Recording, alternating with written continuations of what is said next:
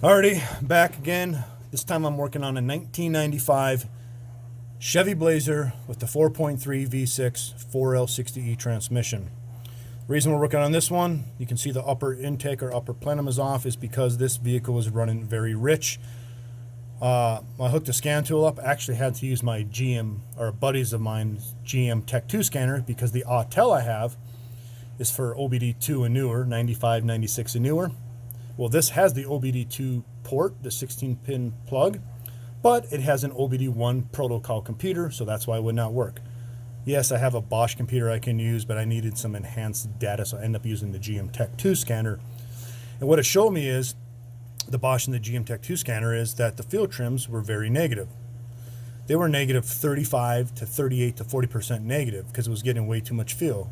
It also had a P0175 code, rich code for one of the banks, and a P0300 code, which means it's random cylinder misfire because it's running so rich.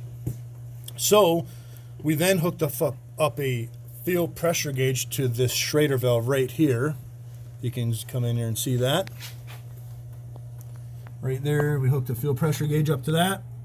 All right, and then what we did is we ran the engine, turned it off, primed it, different tests. Well, every time it leaked down.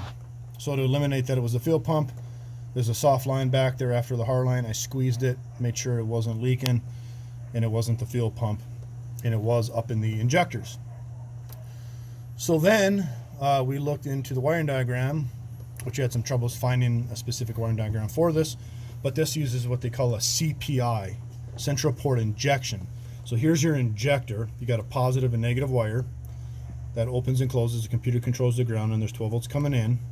That opens and closes, and I think it opens and closes twice per stroke or something like that. I'll have to look at the service data. But then there's your spider injection right here, each going to each cylinder, all three cylinders. 1, 2, 3, 4, 5, 6. And then you got your feed and return lines right here that feed this, and then your fuel pressure regulator, and again your injector.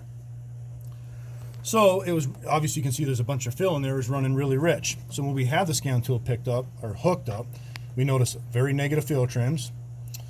We also noticed the O2 sensors before the CAT, or even after the CAT, but I was strictly watching before the CAT.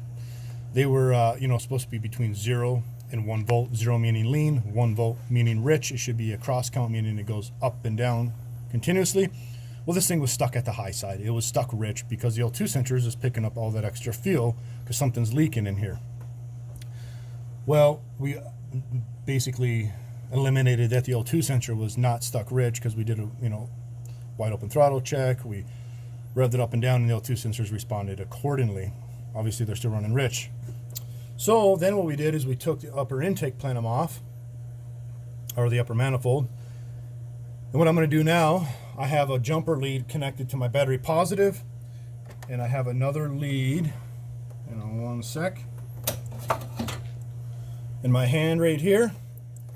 And then if you look over here on these Chevy GM products, there's a wire here. That's just a test port for your fuel pump. If I hook this up, it gets 12 volts to the fuel pump, turns the pump on for diagnosing purposes. So I'm gonna leave that hooked up, watch down in here, zoom in.